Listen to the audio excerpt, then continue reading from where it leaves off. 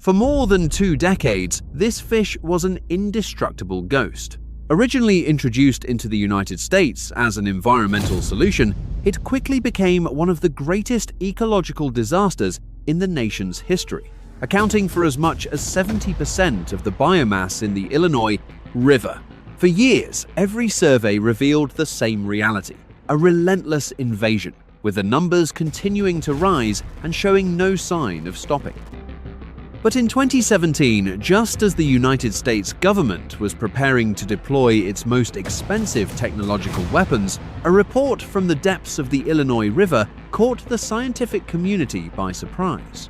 Carp numbers were no longer increasing, but instead were undergoing a sudden and unexpected decline. At first, scientists believed the change resulted from errors in the data collection process. However, that assumption was completely wrong. A silent predator was systematically controlling the invaders from within. Since 1957, the Illinois Natural History Survey has operated the longest-running freshwater monitoring program in United States history, and for nearly 70 years the data told only one story: total invasion. By 2007, Asian carp accounted for as much as 70% of the total fish biomass in the region. They did not merely survive. They completely overwhelmed the ecosystem. These fish are terrifying biological filtration machines. They consume as much as 40% of their body weight every day, stripping the water of plankton and turning once productive rivers into biological wastelands. With the ability to produce 2 million eggs during each spawning season, they became a serious threat, advancing toward the Great Lakes, which hold 20% of the planet's fresh water. Humanity declared war. The United States installed enormous electric barriers along the Chicago shipping canal. Officials organized fishing tournaments and used nets to remove dozens of tons of fish every day. They even considered using biological agents. The result? Total failure. With every passing spring, surveys continued producing the same result. The carp were still there, more numerous and more aggressive than before. That pattern continued until one morning in 2017 when Dr. James Lehmer examined the latest routine survey data. For the first time in 2 decades, the graph was no longer moving upward. It had suddenly reversed and started moving downward. At first, he believed the equipment had failed. Perhaps the electrofishing system was malfunctioning, or had the sampling crew surveyed the wrong location. He ran the figures a second time and then a third. Data from 3 downstream monitoring stations, Alton, Lagrange, and Peoria, all recorded declines of between 30 and 45% in the weight of fish collected per unit of survey effort. This was not a random fluctuation. It was a decline of extraordinary statistical significance. The decline was real, and it was happening inside the areas suffering the most severe invasion. It was a disappearance that left no visible trace. The next generations of the carp army, billions of juvenile fish that should have filled the river the following year, had suddenly vanished from the data. Something had changed beneath the surface, and the first clue came from a strange genetic code appearing in the water. After eliminating equipment errors, Dr. James Lehmer's team began analyzing the structure of the carp population to determine what was really happening. The key to the mystery was not found in the large fish they captured, but in what was missing from their nets. Survey data on larvae and juvenile fish revealed an alarming biological gap. Under normal conditions, Asian carp maintain their population by replacing quality with quantity, releasing billions of eggs so that even a very small survival rate is enough to fill the river. But after 2015, the percentage of juvenile carp reaching adult size in the floodplains of the lower Illinois River fell to a record low. Billions of young lives that should have become the next army of the carp empire disappeared without a trace during the egg and larval stages. It was a scenario never before recorded in the history of this invasion. Reinforcements had been completely cut off inside the riverside nursery habitats.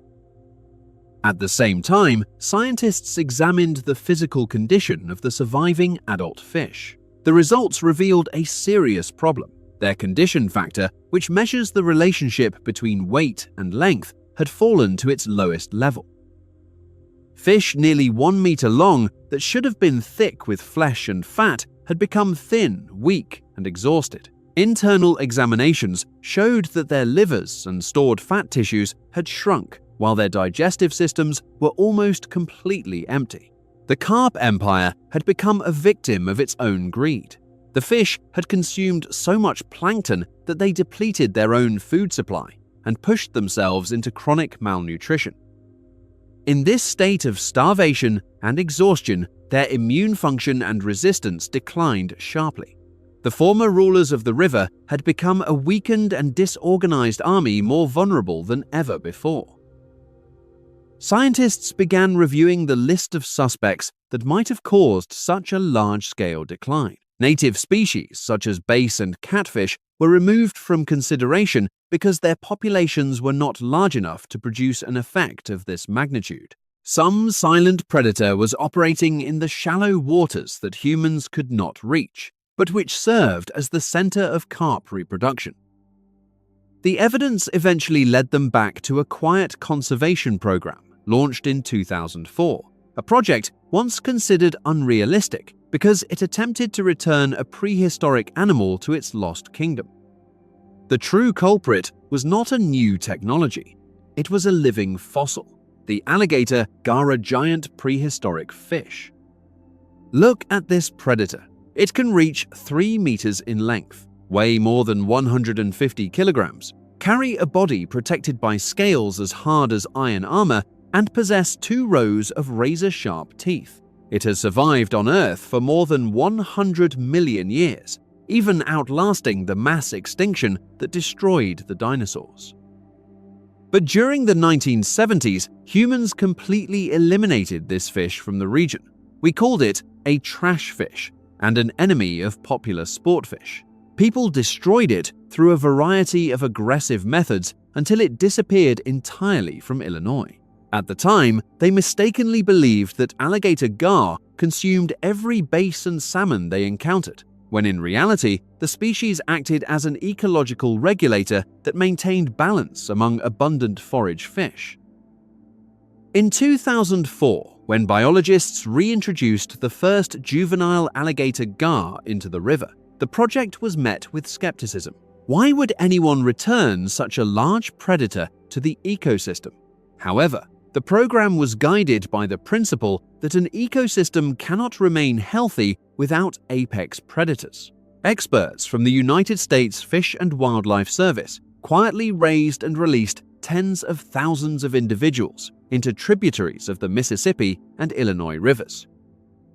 But nature possesses an intelligence far beyond any government projection. The alligator gar is unlike any other predator in North America. It is an ambush specialist. It does not waste energy chasing its prey. It remains motionless, like a rotting log in quiet vegetation-filled floodplains, exactly where Asian carp choose to spawn and raise their young. One unique biological feature of the alligator gar is its ability to breathe air through a modified swim bladder that functions like a lung. This allows it to operate in shallow, oxygen-poor, high-temperature waters, where other predatory fish cannot survive, but where carp thrive. When millions of juvenile carp hatch, they do not enter a safe environment. They enter a control zone with no escape. Field examinations of alligator gar stomach contents produced undeniable evidence. Researchers found not 1 or 2 fish, but layer after layer of juvenile carp inside the stomachs of these prehistoric predators. The truth began to emerge while humans concentrated on capturing large adult carp in the main river channel. Alligator gar had quietly taken control of the reproductive gateways. They cut off the invasive population's supply of new individuals at the earliest stage. Electronic tracking data showed that alligator gar migrated into flooded areas, according to a schedule that precisely matched the water temperature-driven spawning cycle of the carp. The predators were arriving exactly when the next generation was most vulnerable. But that was only half of the story. The most impressive weapon of the alligator gar was not its teeth, it was time. Why did the decline not become visible until 2017? This is where biological investigators discovered the crucial clue hidden in the timeline. Alligator gar are a slow-growing species. The fish, released in 2004, required between 10 and 12 years to reach the size of dominant predators. It was a long-term plan.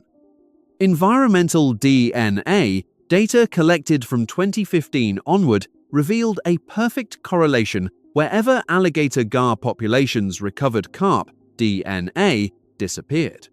This was not a random coincidence. It was a calculated process of ecological purification.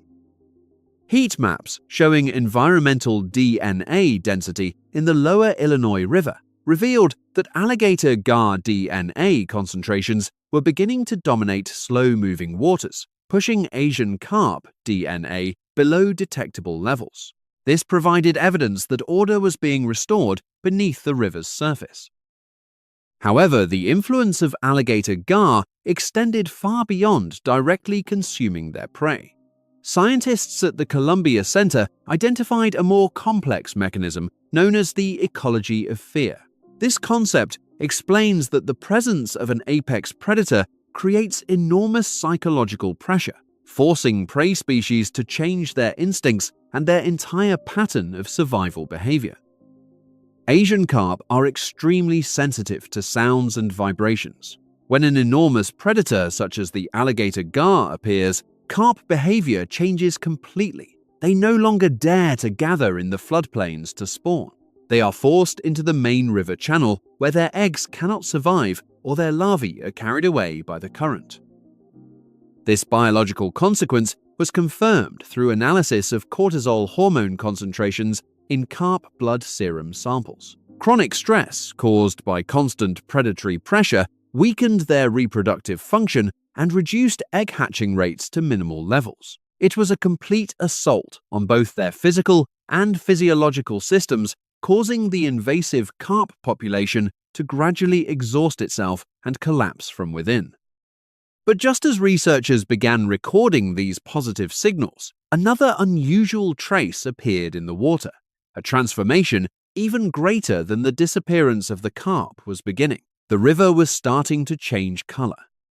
If you believe this is merely a story about large fish eating smaller fish, you are mistaken. This is a complete restructuring of the ecosystem. Data from the Long-Term Resource Monitoring Program documented an unusual phenomenon. The water in the Illinois River was becoming clearer. The cause of this transformation began with the reduction in pressure on plankton populations. As Asian carp came under control, millions of biological filtration machines that had stripped the river of its living resources disappeared. This allowed phytoplankton and small crustacean populations to expand, again creating the foundation for the recovery of native aquatic plants that had been considered locally extinct since 2006. The recovery of aquatic vegetation created diverse underwater ecosystems.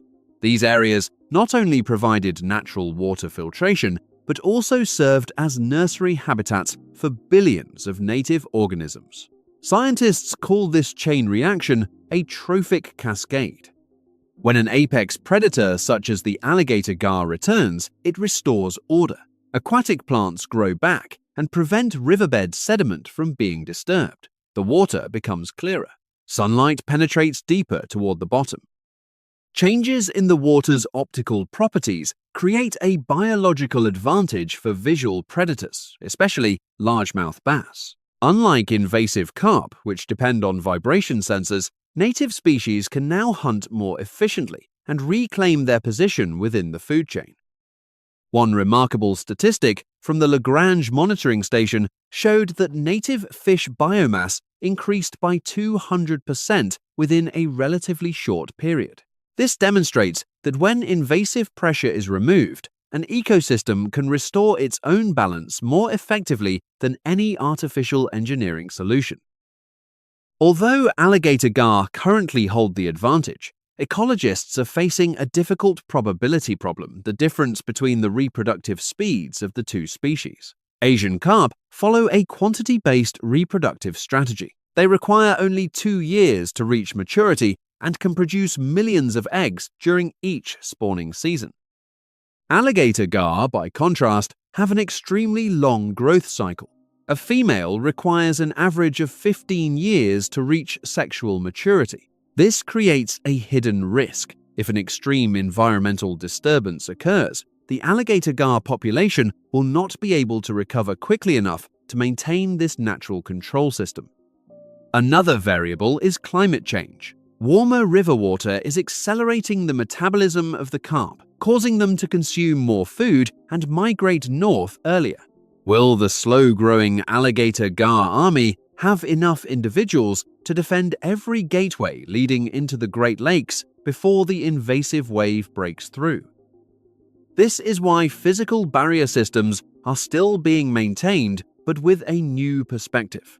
Instead of being considered the only solution, engineering systems are now viewed as a safety net that can buy time while native predators re-establish sustainable biological control. The success in Illinois is encouraging a wave of conservation law changes in neighboring states. The story of Asian carp and alligator gar is not merely a biological battle between two fish species. It is a profound lesson about how humanity understands and interacts with the natural world.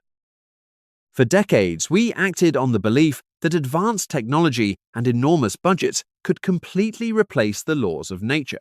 But the reality of the Illinois River has proven the opposite.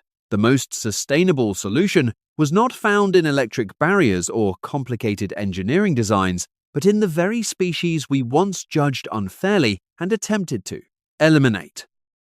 Nature does not operate according to human prejudice. It does not divide the world into worthless fish and valuable fish. Nature follows only one principal balance. When an essential link is removed, the system collapses and creates invasive disasters. And when that link is restored, the system finds a way to heal itself without requiring aggressive human intervention. The recovery of the Illinois River sends a powerful message about the ability of ecosystems to heal themselves. When humans limit destructive intervention and protect original biological values, nature can restore its natural order. This is a long journey, and we will continue monitoring it to bring you the latest developments in this fascinating struggle for survival.